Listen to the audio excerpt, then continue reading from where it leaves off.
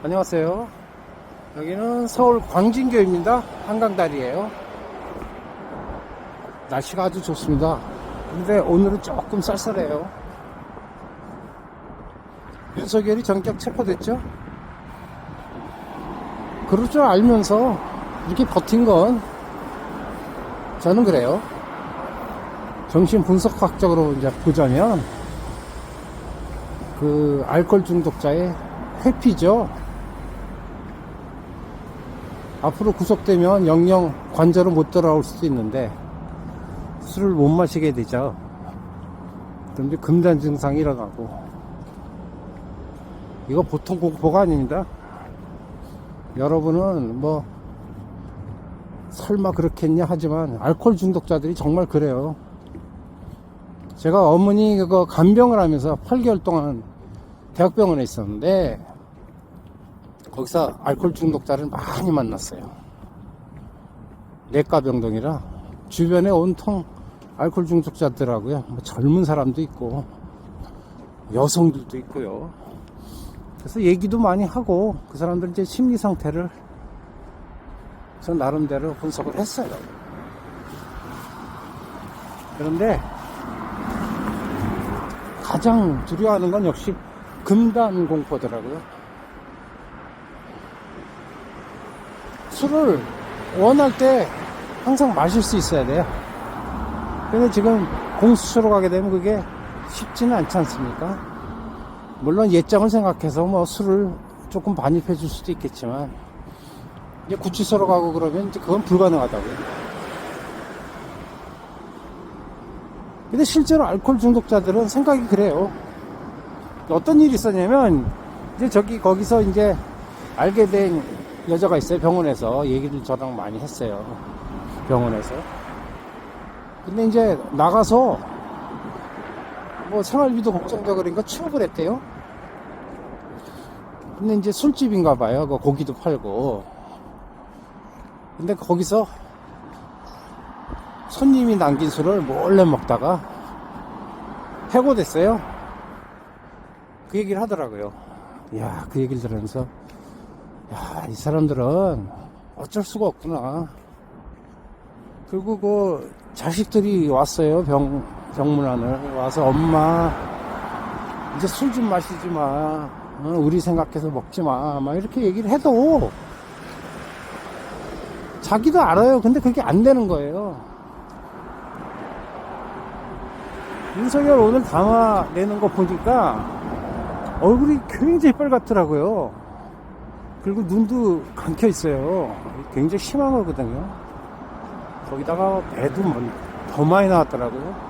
복수가 찼는지 치료를 받아야 할 사람이에요. 무슨 대통령을 복귀시킨다 그래요. 업무 능력이 없어요. 제발 윤석열 지지하는 분들은 나를 생각하세요. 그런 알코올 중독자가 어떻게 행정을 봅니까? 윤석열은 낮에도 보면요, 낮술에 취해서 이렇게 벌겋게 상기돼 있어요. 점심시간에 반주를 하는 것 같아요. 이제 나중에 다 밝혀지겠죠?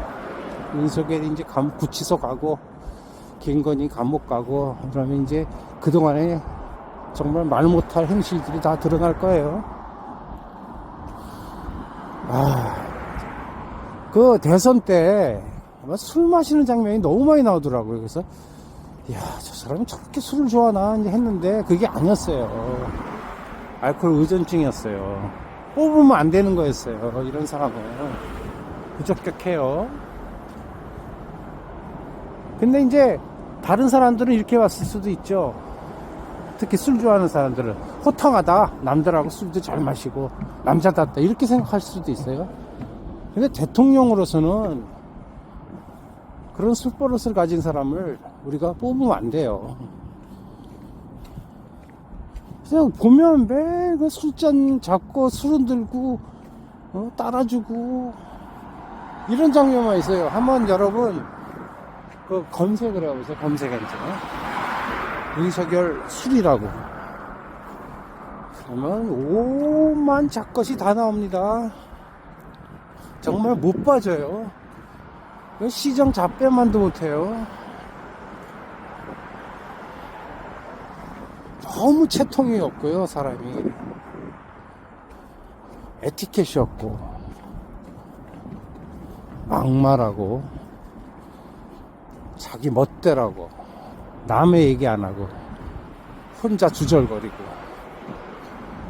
그냥 아무렇게나 입고 다니고, 정말 개차방 같아요. 이런 사람이 무슨 대통령감으로 적합하다고 하십니까, 여러분? 절대 아니에요. 이제 다 끝난 일입니다. 이제 체포도 됐고, 이제 헌재에서도 탄핵 결정이 나올 거예요.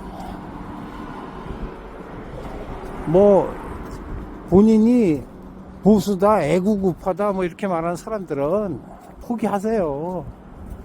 절대로 아니에요, 윤석열은. 차라리 다른 사람을 뽑으세요. 김문수를 뽑든, 오세훈을 뽑든, 한동훈을 뽑든.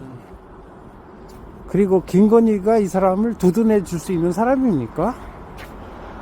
너무 국정농단이 많아요. 최순실보다 진짜 100배 국정농단이 심해요. 최순실 아직도 감옥에 있잖아요. 김건희를 구속 안 할 거면 최순실도 놔줘야죠. 그리고 박근혜를 잡아놔서 탄핵을 시킨 사람이 바로 윤석열이에요. 자기는 더한 짓도 했잖아요. 그 비서양계엄이 자체가 불법이잖아요. 국무회의 승인도 없고, 국회 통보도 없고, 지멋대로 무장군인들 난입해서 엄연히 상권 분립 국가인데 국회를 장악하려고 하고, 헌법기관이 선거관리위원회를 급습하고, 이건 대통령으로서 자격이 없어요.